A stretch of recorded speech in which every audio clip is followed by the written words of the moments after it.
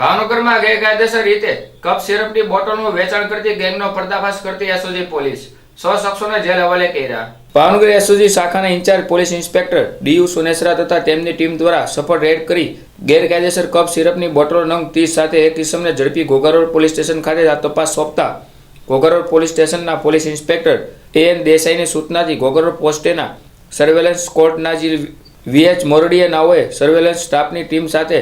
આ ગુનાની તપાસ દરમિયાન કુલ 6 આરોપીને જેમાં હર્ષભાઈ રોહિતભાઈ ચૌહાણ રહે રાજારામના અવેડા પાસે, તુષારભાઈ ગિરધરભાઈ દિહોર રહે હિલ પાર્ક ચોકડી સિત્સર રોડ, હેમાંશુભાઈ મનસુખભાઈ ડાબી રહે નેસવડ તાલુકો ઘોઘા, યશભાઈ મનસુખભાઈ ડાબી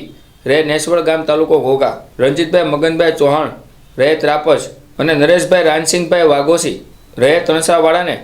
ગેરકાયદેસર રીતે કપ સિરપની બોટલો વેચાણ કરવા સંડોવાયેલ બહાર આવતા તમામ આરોપીને સામે કાયદેસરની કાર્યવાહી કરી કપ સિરપની બોટલો ગેરકાયદેસર રીતે વેચાણ કરતી ગેંગનો પર્દાફાશ કરેલ।